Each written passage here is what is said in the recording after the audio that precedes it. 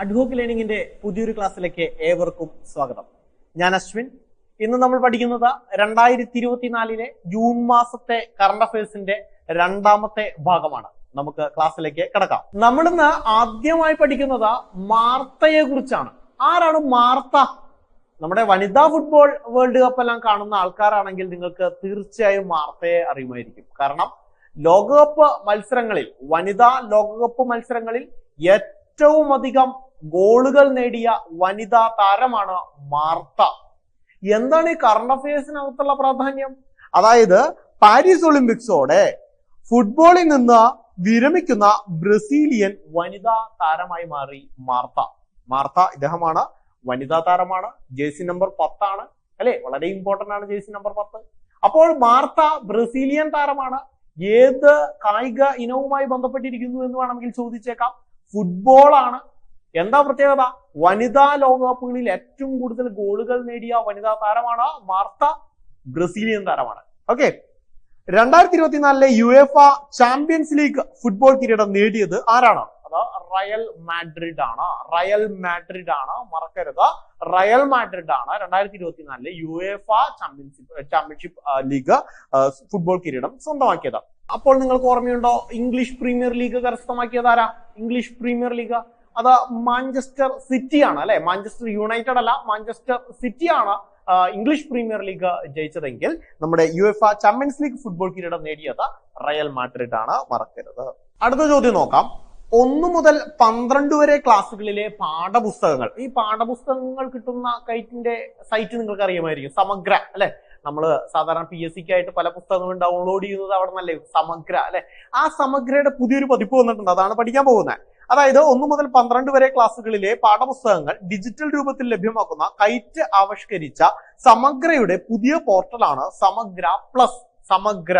മറക്കണ്ട, സമഗ്ര പ്ലസ്. അവിടെ പോയി കഴിഞ്ഞാൽ പുതിയ ടെക്സ്റ്റ് ബുക്കുകൾ നിങ്ങൾക്ക് ഡൗൺലോഡ് ചെയ്തെടുക്കാമെന്ന് ആലോചിച്ചാൽ മതി. സമഗ്ര പ്ലസ് ചോദിക്കാൻ സാധ്യതയുണ്ട്. പ്രൊഫസർ വിഷ്ണുനാരായണ നമ്പൂതിരിയുടെ സ്മരണാർത്ഥം ഏർപ്പെടുത്തിയ ഈ വർഷത്തെ, അതായത് 2024 വൈഷ്ണവം സാഹിത്യ പുരസ്കാരം നേടിയത് ആരാണ്? അപ്പൊ അവിടെ തന്നെ വേറൊരു ചോദ്യം വന്നു, ഉത്തരത്തിന് മുമ്പേ വേറൊരു ചോദ്യം വന്നു. ഈ വൈഷ്ണവം പുരസ്കാരം ആരുടെ സ്മരണാർത്ഥം നൽകുന്നതാണ്? അത് നമ്മുടെ പ്രൊഫസർ വിഷ്ണുനാരായണ നമ്പൂതിരിയുടെ സ്മരണാർത്ഥം നൽകുന്നതാണ്. അത് 2024 ലഭിച്ചത് ആർക്കാണ്? തുളസീവനം ആർ രാമചന്ദ്രൻ നായർ എന്നാണ് ഇദ്ദേഹത്തിന്റെ പേര്.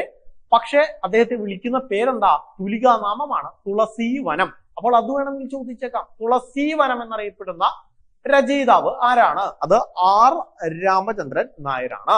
ഇനി 2024 ജൂണിൽ ജപ്പാനിൽ വെച്ച് നടക്കുന്ന ഇന്തോ ജപ്പാൻ സംയുക്ത നാവിക അഭ്യാസമാണ് ജിമെക്സിലെ ജയും ഐയും പഠിച്ചാൽ മതി. Japan India JIMEX 2024. അത് എല്ലാ വർഷവും നടക്കാറുണ്ട്. 2024 ജപ്പാനിൽ വെച്ചാണ് നടന്നത് ജിമെക്സ് 2024. ഇന്ത്യൻ നാവിക കപ്പലായ INS ശിവാലിക് ജിമെക്സിൽ എന്ത് ചെയ്തു എന്നാ പറയുന്നത്? ജിമെക്സിൽ പങ്കെടുക്കുമെന്നാണ് പറയുന്നത്. ജിമെക്സിൽ പങ്കെടുക്കും കേട്ടോ. ജിമെക്സ് 2024 പങ്കെടുക്കുന്ന ഇന്ത്യൻ നാവിക കപ്പലാണ് INS ഏതാണ്? ശിവാലിക് ആണ്. പഠിച്ചു വെക്കുക, INS ശിവാലിക് ആണ് ജിമെക്സ് 2024 പങ്കെടുക്കുന്ന ഇന്ത്യൻ നാവിക കപ്പൽ. അടുത്ത ചോദ്യം ഇതാണ്. ചന്ദ്രന്റെ ദക്ഷിണ ധ്രുവത്തിലെ ഗർത്തമായ അപ്പോളോ ബേസിനിൽ ഇറങ്ങിയ ചാങ് E6 കേൾക്കുമ്പോ തന്നെ ഏതാ രാജ്യം എന്ന് മനസ്സിലാവും. ഏതാ? ചൈന അല്ലെ. പണ്ട് ദിലീപ് പറഞ്ഞതുപോലെ പാത്രം അങ്ങോട്ടും ഇങ്ങോട്ടും ഇട്ട് കഴിഞ്ഞാൽ ആൾക്കാരുടെ പേര് കണ്ടുപിടിക്കുന്നത് പോലെ ചാങ് E6 അല്ലെ. ചാങ് E6 പഠിക്കാൻ എളുപ്പമാണ്, ചൈനയാണ്. ചാങ് E6 ആണ്. അവിടെ ഒരു PSCയുടെ ഒരു GK ചോദ്യം വന്നിട്ടുണ്ട്. ഏതാ GK ചോദ്യം? കിട്ടിയിട്ടുണ്ടാവും നിങ്ങൾക്ക്. ചന്ദ്രന്റെ ദക്ഷിണ ധ്രുവത്തിലെ ഗർത്തത്തിന്റെ പേര് ആണ് അപ്പോളോ ബേസിൻ. ചിലപ്പോ ഇതായിരിക്കും ചോദിക്കുക. അപ്പോളോ ബേസിൻ ഏത് ഗ്രഹത്തിലാണ്, ഏത് ഉപഗ്രഹത്തിലാണ് എന്ന് വേണമെങ്കിൽ ചോദിച്ചേക്കാം. എവിടെയാണത്? അത് ചന്ദ്രനിലാണ് അല്ലെ. ചന്ദ്രൻ എന്ന ഉപഗ്രഹത്തിലാണ് നമ്മുടെ അപ്പോളോ ബേസിൻ ഉള്ളത്. ചന്ദ്രനിലെ ദക്ഷിണ ധ്രുവത്തിലെ ഗർത്തമാണ് അപ്പോളോ ബേസിൻ. അവിടെ ഇറങ്ങിയ ചൈനയുടെ പേടകമാണ് ചാങ് E6 എന്ന് പറയുന്നത്. അടുത്തതായി നമ്മൾ വളരെ രസകരമായ ഒരു പേര് പഠിക്കാൻ പോവുകയാണ്. വളരെ സിമ്പിൾ പേരാണ്. എന്താ പേരെന്നറിയോ? ഷെയ്ഖ് സബാഹ് അൽ ഖാലിദ് അൽ സബാഹ് ഷെയ്ഖ് സബാഹ് അൽ ഖാലിദ് അൽ സബാഹ്. ആഹാ, എന്ത് രസമായിട്ടുള്ള പേര് അല്ലെ. ഷെയ്ഖ് അൽ സബാഹ് അല്ല, സബാഹൽ അൽ സബാഹ് ലാസ്റ്റ് വരുന്നുണ്ട്, എന്റെ ഇടയിൽ ഒരു ഖാലിദ് വരുന്നുണ്ട് അല്ലെ. ഇത്രയുള്ള പേര്, സിമ്പിൾ. ഷെയ്ഖ് സബാഹ് അൽ ഖാലിദ് അൽ സബാഹ്. കിട്ടിയോ പേര്? എന്താണ്? ഷെയ്ഖ് സബാഹ് അൽ ഖാലിദ് അൽ സബാഹ്. ഇതാണ് കുവൈറ്റിന്റെ പുതിയ കിരീടാവകാശി. കുവൈറ്റിന്റെ പുതിയ കിരീടാവകാശിയുടെ പേരാണ് ഷെയ്ഖ്. എല്ലാവരുടെ പേരിന് മുമ്പിലും ഷെയ്ഖ് ഉണ്ടാവാറുണ്ട് അവിടെ അല്ലെ, ഷെയ്ഖ്മാരല്ലേ മൊത്തം. അൽ എന്നുള്ള വാക്ക് എപ്പോഴും ഉണ്ടാവാറുണ്ടല്ലോ, അൽ എന്നുള്ള വാക്കുണ്ട്. സബാഷ് എന്ന് തോന്നുന്നു ഈ പേര് കേൾക്കുമ്പോൾ തന്നെ, സബാഷ് ആയിട്ടുണ്ടല്ലോ. അടിപൊളി അല്ലെ. അപ്പൊ സബാഹൽ ഷെയ്ഖ് സബാഹൽ ഖാലിദ് അൽ സബാഹ്. വീണ്ടും സബാഹലിനെ തിരിച്ചിട അൽ സബാഹായി. എന്ത് നല്ല പേര്. സോ അടുത്ത ചോദ്യം, സ്വതന്ത്ര മെക്സിക്കോയിലെ ആദ്യ വനിതാ പ്രസിഡന്റ് ആണ് Claudia Sheinbaum.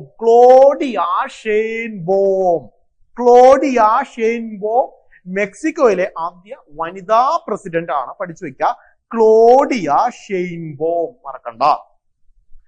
Taiwan athletic open വനിതകളുടെ ലോങ് ജമ്പിൽ സ്വർണം നേടിയ മലയാളിയാണ് നയന ജെയിംസ്. ഇദ്ദേഹമാണ് നയന ജെയിംസ് ഒരു മലയാളിയാണ്. ഏതാണ് ഐറ്റം? അവരുടെ ഇനം ലോങ് ജമ്പ് ആണ്. സ്വർണം നേടി. എവിടെയാണ് സ്വർണം നേടിയത്?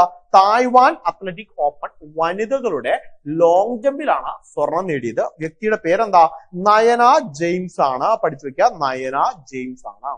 അടുത്ത ചോദ്യം, പി കേശവദേവ് ട്രസ്റ്റിന്റെ പി കേശവദേവ് സാഹിത്യ പുരസ്കാരം നേടിയത് ആരാണ്?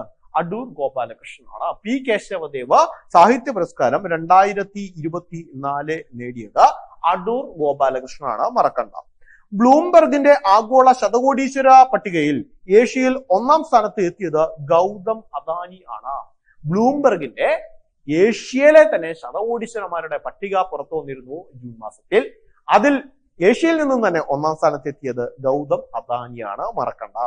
പ്രകൃതിവാതക ഉപയോഗം പ്രോത്സാഹിപ്പിക്കുന്നതിനായി വാക്യ എനർജി ഹേ എന്ന ക്യാമ്പയിന് തുടക്കം കുറിച്ച സ്ഥാപനമാണ് ഗെയിൽ. പ്രകൃതിവാതക പൈപ്പ് ലൈൻ പദ്ധതി എല്ലാം നിങ്ങൾക്കറിയാം അല്ലെ. സോ പ്രകൃതിവാതക ഉപയോഗം പ്രോത്സാഹിപ്പിക്കുന്നതിനായി വാക്യ എനർജി ഹേ എന്ന ക്യാമ്പയിന് തുടക്കം കുറിച്ചതാരാണ്? ഗെയിൽ ആണ്, മറക്കണ്ട. അരുണാചൽ പ്രദേശിലെ ജൈവ വൈദ്യ മേഖലയായ സിയാങ് വാലിയിൽ നിന്നും കണ്ടെത്തിയ പുതിയ ഇനം ഉറുമ്പ് വർഗമാണ് ഇങ്ങേരെ. എന്നാ നീല കളറല്ലേ എടുക്കുന്നേ?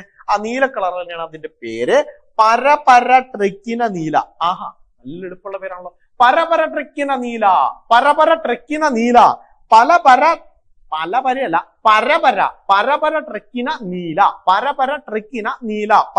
ട്രെക്കിന നീല. നീല കളറിലല്ലേ, അപ്പൊ നീല അത് കിട്ടിയല്ലോ. പരപര ട്രെക്കിന നീല. ക്ലിയർ അല്ലേ? എവിടെന്നാ കണ്ടുപിടിച്ചേ? ഇത് സിയാദ് വാലിയിൽ നിന്നും. അവിടെ ചോദിക്കാം, സിയാദ് വാലി ഏത് സംസ്ഥാനത്താണ് സ്ഥിതി ചെയ്യുന്നത്? കേട്ടിട്ടുണ്ടോ നിങ്ങൾ ഇതിനു മുമ്പ്? അത് അരുണാചൽ പ്രദേശിലാണ്. ക്ലിയർ ആണല്ലോ? എന്താ ഉറുമ്പിന്റെ പേര്? പരപര ട്രെക്കിന നീല. അടുത്ത ചോദ്യത്തിലേക്ക് കടക്കുകയാണ്. 4-ാം ലോക കേരള സഭയുടെ വേദി തിരുവനന്തപുരം. കേരള ലോകസഭ ഈ അടുത്തായിട്ട് PSC സ്ഥിരമായി ചോദിക്കാറുള്ള ഭാഗമാണ്. 4-ാമത്തെ കേരള ലോകസഭയാണ് 2024 നടന്നത്. തിരുവനന്തപുരത്ത് വെച്ചിട്ടാണ് നടന്നത്. 103 രാജ്യങ്ങളാണ് പങ്കെടുത്തത്. ജൂൺ 13 മുതൽ 15 വരെയാണ് നടന്നത്. ക്ലിയർ ആണല്ലോ? തിരുവനന്തപുരം 4-ാമത്തെയാണ്. 103 രാജ്യങ്ങൾ, ജൂൺ 13 മുതൽ 15 വരെ. ഇത്രയാണ് അതിൽ പഠിച്ചു വെക്കേണ്ട പോയിന്റ്.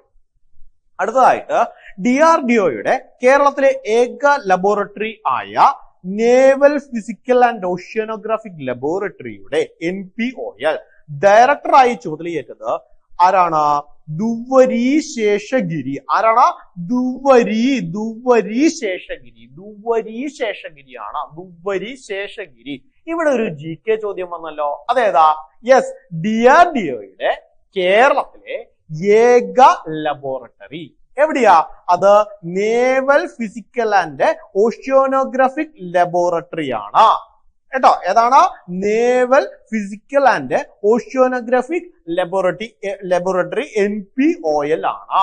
ഇതിന്റെ ഡയറക്ടർ ആയിട്ടാണ് ദുവരി ശേഷഗിരി വന്നത്. പഠിച്ചു വെക്കുക. ദേശീയ ടെലി മെന്റൽ ഹെൽപ്പ് ലൈൻ പദ്ധതിയാണ് ടെലിമാനസ്. നമ്മുടെ ഈ അടുത്തായിട്ട് വീണ്ടും മലപ്പുറം ജില്ലയിലെ എന്ത് വന്നിരുന്നു, നമ്മുടെ നിപ്പ റിപ്പോർട്ട് ചെയ്തിട്ടുണ്ടായിരുന്നു അല്ലെ. നിപ്പ റിപ്പോർട്ട് ചെയ്തിരുന്ന സമയത്ത് വന്നിരുന്ന ഒരു പോസ്റ്റർ ആണ് ഞാൻ ഇവിടെ കൊടുത്തിട്ടുള്ളത്. നിപ്പ ഭയമല്ല വേണ്ടത്, ജാഗ്രത. എന്നിട്ട് അതിനകത്ത് കൊടുത്തിട്ടുണ്ട് മാനസികാരോഗ്യ പരിപാടി ടെലി മാനസ് പദ്ധതിയുടെ ഭാഗമായി എന്നൊക്കെ പറഞ്ഞ് കൊടുത്തിട്ട് വലിയൊരു നമ്പർ കൊടുത്തിട്ടുണ്ട്. അത് ടോൾ ഫ്രീ നമ്പർ ആണ്, 24 hours എന്ന് കൊടുത്തിട്ടുണ്ട്. എന്താ നമ്പർ? 1441 ഈ നമ്പർ പഠിച്ചു വയ്ക്കാൻ ചോദിക്കാൻ സാധ്യതയുണ്ട്. ഏതാണ്? 1441 14416 14416. മാത്തമാറ്റിക്കലി സ്പീക്കിംഗ് 12ന്റെ സ്ക്വയറും 4ന്റെ സ്ക്വയറും 12ന്റെ സ്ക്വയറും 4ന്റെ സ്ക്വയറും അല്ലെ 144ഉം അതുപോലെ എന്താണ് 16ഉം 144 16 14416. ഇതാണ് നമ്മുടെ ഹെൽപ്പ് ലൈൻ നമ്പർ. ഏതിന്റെ help line number? Tele Manas ആണ്. ടെലി മാനസ് എന്താ? ദേശീയ ടെലി മെന്റൽ ഹെൽപ്പ് ലൈൻ പദ്ധതിയാണ് ടെലി മാനസ്. ക്ലിയർ അല്ലെ? നിപ്പയുമായി അതിന് നേരിട്ട് ബന്ധമില്ല. നിപ്പ വന്നപ്പോൾ ഉള്ള ഒരു പോസ്റ്റർ ഞാൻ കാണിച്ചു എന്ന് മാത്രമേ കേട്ടോ. അടുത്ത ചോദ്യമാണ്, അൾട്ടിമേറ്റ് ഫൈറ്റിംഗ് ചാമ്പ്യൻഷിപ്പിൽ വിജയിക്കുന്ന ആദ്യ ഇന്ത്യൻ താരമാണ് പൂജ തോമർ. പഠിച്ചു വയ്ക്കുക. അൾട്ടിമേറ്റ് ഫൈറ്റിംഗ് ചാമ്പ്യൻഷിപ്പിലാണ്, അൾട്ടിമേറ്റ് ഫൈറ്റിംഗ് ചാമ്പ്യൻഷിപ്പിൽ വിജയിക്കുന്ന ആദ്യ ഇന്ത്യൻ താരമാണ് പൂജ തോമർ. പൂജ തോമർ, പൂജ തോമർ പഠിക്കാം. നാവികസേനയുടെ വൈസ് അഡ്മിറൽ ആയിട്ട് തെരഞ്ഞെടുക്കപ്പെട്ട വ്യക്തിയാണ് രാജേഷ് പെൻധാർക്കർ. രാജേഷ് പെൻധാർക്കർ. നമ്മൾ ഈ ക്ലാസ്സിൽ ഒരുപാട് പേരുകള് പദ്ധതികള് ഒക്കെയാണ് പഠിക്കുന്നത്. ഈ പേരുകളും പദ്ധതികളും ഒക്കെ എങ്ങനെ ഓർത്തിരിക്കുക? വീണ്ടും വീണ്ടും റിവിഷൻ ഇമ്പോർട്ടന്റ് ആണ്. റിവിഷൻ ഉണ്ടെങ്കിൽ മാത്രമേ ഇതെല്ലാം മനസ്സിൽ കേന്ദ്രീകരിച്ച് ഇരിക്കുള്ളൂ. പരീക്ഷാ ഹാളിൽ എത്തുമ്പോൾ ഇതൊക്കെ നമ്മൾ കണ്ടിട്ടുണ്ടാവും. വൈസ് അഡ്മിറൽ കേട്ടിട്ടുണ്ടല്ലോ, ഇത് പുതിയോ പഠിച്ചല്ലോ എന്നൊക്കെ ഓർക്കും. കാരണം എന്താ? ഇത് നമ്മൾ കേട്ടിട്ടുണ്ട്. അതുകൊണ്ട് തന്നെ എന്തുകൊണ്ടാ ഓർത്തെടുക്കാൻ പറ്റാത്ത? അതിന് കാരണം നമ്മൾ റിവൈസ് ചെയ്തിട്ടില്ല എന്നുള്ളത് കൊണ്ട്. സോ റിവിഷൻ വളരെ വളരെ ഇമ്പോർട്ടന്റ് ആണ്. രാജേഷ് പെൻധാർക്കർ എന്നുള്ള പേര് കാണുമ്പോൾ തന്നെ നമുക്ക് മനസ്സിലാവണം അത് ആരാണ്? നാവികസേനയുടെ വൈസ് അഡ്മിറൽ ആണ്. വൈസ് അഡ്മിറൽ എന്ന് പറയുന്ന പദവി ഏത് വകുപ്പുമായി ബന്ധപ്പെട്ടതാണ്? നാവികസേനയാണ് കേട്ടോ. അടുത്തത് കുടുംബശ്രീയുടെ സംസ്ഥാനതല കലോത്സവമായിട്ടുള്ള അരങ്ങ് 24. ദാ മക്കളെ പൊന്നോളി എന്ന് പറഞ്ഞിട്ടൊരു സംഭവം കണ്ടോ? അതാണ് അരങ്ങ് 24. അരങ്ങ് 24 ഒരു പോസ്റ്റർ ആണിത്. ജൂൺ മാസത്തിലാണ് നടന്നത്. ജൂൺ 7, 8, 9 ആയിട്ട് കാസർഗോഡ് ജില്ലയിൽ കണ്ടോ, കാസർഗോഡാണ് നടന്നത്. അപ്പോൾ ഇതിന്റെ വേദി ചോദിക്കാം കാസർഗോഡ്. ഇത് ജയിച്ചത് ആരാണെന്ന് ചോദിക്കാം, അതും കാസർഗോഡ്. സിമ്പിൾ ആയല്ലോ. കാസർഗോഡിൽ വെച്ച് നടന്നു. കാസർഗോഡ് ജില്ലക്കാർ ചാമ്പ്യന്മാരായി. എന്താ പദ്ധതിയുടെ പേര്? ഈ ഒരു പരിപാടിയുടെ പേരെന്താ? അരങ്ങ് 24. അരങ്ങ് 24. അരങ്ങ് എന്ന് കേൾക്കുമ്പോൾ തന്നെ എന്താ? ഈ കലാമത്സരങ്ങൾ അല്ലെ, അങ്ങനത്തെ കലോത്സവമാണ് അല്ലെ. ഏത് കലോത്സവം? ആരുടെ കലോത്സവം? സ്കൂൾ കലോത്സവമാണോ? അല്ല. കോളേജ് കലോത്സവമാണോ? യൂണിവേഴ്സിറ്റി കലോത്സവമാണോ? ഇതൊന്നുമല്ല. എന്താണ് അത്? കുടുംബശ്രീ കലോത്സവമാണ്. സംസ്ഥാനതല കുടുംബശ്രീയുടെ കലോത്സവമാണ് അരങ്ങ് 24. നടന്നത് കാസർഗോഡ് വെച്ചാണ്. വിജയികളാരാ? അതും കാസർഗോഡ് ആണ് എന്ന് പഠിക്കാം. അടുത്ത പോയിന്റ്, 3000 ചതുരശ്ര അടിയിൽ കൂടുതൽ വിസ്തീർണം ഉള്ള കെട്ടിടങ്ങൾക്ക് 3000 സ്ക്വയർ ഫീറ്റിനേക്കാൾ കൂടുതൽ വിസ്തൃതിയുള്ള കെട്ടിടങ്ങൾ അവർക്ക് ഈടാക്കിയിരുന്ന ആഡംബര നികുതി. എന്താണ് ആഡംബര നികുതി? പഠിച്ചു വയ്ക്കുക. ആഡംബര നികുതി അത് ഇനി മുതൽ അതിന്റെ പേര് മാറി. ആഡംബര നികുതി എന്നാണ് ഇത്രയും നാൾ അറിയപ്പെട്ടിരുന്നത്. 3000 സ്ക്വയർ ഫീറ്റിന് മീതെ ഉള്ള വീടുകൾക്ക്, ബിൽഡിങ്ങുകൾക്ക് കൊടുക്കുന്ന ഒരു നികുതി ആയിരുന്നു ആഡംബര നികുതി. അതിന്റെ പേരിപ്പോ എന്താ? അത് അധിക നികുതിയാണ്. ആഡംബര നികുതി എന്നുള്ളത് പേരെടുത്ത് മാറ്റി അതിന്റെ പേരിപ്പോ എന്താക്കി?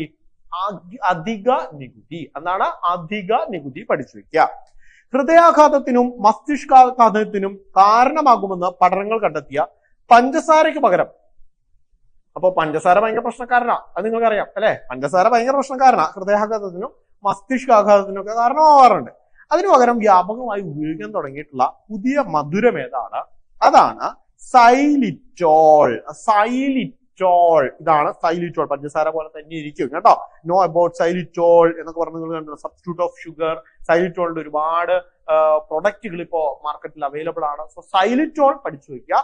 സൈലിറ്റോൾ എന്താണ്? അത് ഷുഗറിന് പകരം ഉപയോഗിക്കുന്ന ഒരു പുതിയ ഉൽപ്പന്നമാണ് സൈലിറ്റോൾ. അടുത്ത ചോദ്യം, world academy of material and manufacturing എഞ്ചിനീയറിംഗിന്റെ പ്രൊഫസർ ഫെഡറിക് സ്റ്റൗബോൾഡൻ ഔൾ പുരസ്കാരം. ഭയങ്കര പുരസ്കാരമായി പോയി. എന്താ? Professor Federico Staub golden owl. എന്താണ്? Professor Federico Staub golden owl പുരസ്കാരം. ഇതൊന്നും പണ്ട് ചോദിക്കാറില്ല, ഇത്തരത്തിലുള്ള റയർ ചോദ്യങ്ങളൊന്നും വരാറില്ല. പക്ഷെ ഇന്ന് കാലത്ത് നമ്മൾ ഇത് പ്രതീക്ഷിക്കണം. ഏത് പരീക്ഷ, ഡിഗ്രി ലെവൽ ആയിക്കോട്ടെ, 10th ലെവൽ ആയിക്കോട്ടെ, 12th ലെവൽ ആയിക്കോട്ടെ, ഈ പറഞ്ഞ ചിലപ്പോൾ UPSC LPSC പോലുള്ള പരീക്ഷകൾ, വേണമെങ്കിൽ ടെക്നിക്കൽ എക്സാമുകളിലുള്ള കറണ്ട് അഫയേഴ്സ് ഉൾപ്പെടുന്ന സിലബസിൽ പെടുന്ന എക്സാമുകൾ, അത്തരം വിഭാഗങ്ങളിലുള്ള എക്സാമുകൾക്കൊക്കെ ഇത്തരത്തിൽ ഡീപ്പ് ചോദ്യങ്ങൾ ഇപ്പോൾ വരുന്നുണ്ട്. അപ്പൊ അത് കാരണം ഇതൊന്നും നമ്മൾ വിടണ്ട. World academy of material and manufacturing എഞ്ചിനീയറിംഗിന്റെ professor Federico Staub golden owl പുരസ്കാരം നേടിയ മലയാളിയാണ് സാബു തോമസ്. ഇത് ചോദിക്കാൻ സാധ്യത വരാൻ കാരണം ഇത് നേടിയത് ഒരു മലയാളി ആയതുകൊണ്ടാണ്. അല്ലെങ്കിൽ ഇത് ഒരു പ്രസക്തിയും ഇല്ലാതെ പോവാറുള്ള, ആരും ശ്രദ്ധിക്കാതെ പോകുന്ന അവാർഡുകളൊക്കെ തന്നെയാണ്. പക്ഷെ മലയാളി ആയതുകൊണ്ട് നമ്മൾ ഓർത്തിരിക്കണം, ചോദിക്കാൻ സാധ്യതയുണ്ട്. സാബു തോമസ് ആണ് കേട്ടോ. അടുത്ത 2024 ജൂണിൽ പാർലമെന്റ് പിരിച്ചുവിട്ടു തെരഞ്ഞെടുപ്പ് പ്രഖ്യാപിച്ച ഇമ്മാനുവൽ മാക്രോൺ. ഇമ്മാനുവൽ മാക്രോൺ ഏത് രാജ്യമാണ്? അറിയാത്തവരായിട്ട് ആരുമില്ല. ഏതാ രാജ്യം? ഫ്രാൻസ് അല്ലെ? ഫ്രാൻസിലെ പ്രസിഡന്റ് ആണ്. അപ്പൊ ഒന്നുകൊണ്ട് പഠിക്കുക. 2024 ജൂണിൽ പാർലമെന്റ് പിരിച്ചുവിട്ട് തെരഞ്ഞെടുപ്പ് പ്രഖ്യാപിച്ച ഇമ്മാനുവൽ മാക്രോൺ ഏത് രാജ്യത്തെ പ്രസിഡന്റ് ആണ്? ഫ്രാൻസ് ആണ്. ഫോർമുല 1 കാനഡ ഗ്രാൻഡ് പ്രിയിലെ വിജയ് ആരാണ്? ചോദിക്കാൻ സാധ്യതയുണ്ട്. മാക്സ് വെസ്റ്റപ്പാൻ ആണ്. മാക്സ് വെസ്റ്റപ്പാൻ ആണ്. വല്ലപ്പോഴുമാണ് ഈ കാർ റേസിംഗിൽ നിന്നൊക്കെ ചോദ്യങ്ങൾ വരും, വളരെ റയർ ആയിട്ട്. കാരണം ഓൾറെഡി ഇവിടെ ഒളിമ്പിക്സ് ഉണ്ട്, സ്പോർട്സിൽ നിന്ന് ചോദിക്കാനാണെങ്കിൽ ഒളിമ്പിക്സ് ഉണ്ട്, അതുപോലെ തന്നെ നമുക്ക് ക്രിക്കറ്റ് ഉണ്ട്, ഫുട്ബോൾ ഉണ്ട്, ബാഡ്മിന്റൺ ഉണ്ട്, ടെന്നീസ് ഉണ്ട്, ടേബിൾ ടെന്നീസ് ഉണ്ട്, ഇപ്പൊ റെസ്ലിംഗ് ഉണ്ട്, ഷൂട്ടിംഗ് ഉണ്ട്, അങ്ങനെ ആർച്ചറി ഉണ്ട്, ഇന്ത്യ തിളങ്ങുന്ന ഒരുപാട് മേഖലകൾ, കബഡി ഉണ്ട്. ഇതൊന്നും കൂടാതെ ഇപ്പോൾ എന്തും ചോദിക്കാറുണ്ട്. നമ്മുടെ ഫോർമുല 1 കാർ റേസിംഗും ചോദിക്കാൻ സാധ്യതയുള്ള ഭാഗം തന്നെയാണ്. ഇന്ത്യ വലിയ നേട്ടങ്ങൾ കൈവരിക്കുന്നില്ലെങ്കിൽ കൂടിയും ചോദിക്കാൻ സാധ്യതയുണ്ട്. മാക്സ് വെസ്റ്റപ്പൻ ആണ്. അദ്ദേഹം റെഡ് ബുൾ എന്ന് പറയുന്ന കമ്പനിയുടെ റേസർ ആണ്. ആരാണ്? മാക്സ് വെസ്റ്റപ്പാൻ ആണ്. ഫോർമുല 1 കാനഡ ഗ്രാൻഡ് പ്രിയിലെ വിജയ് 2024.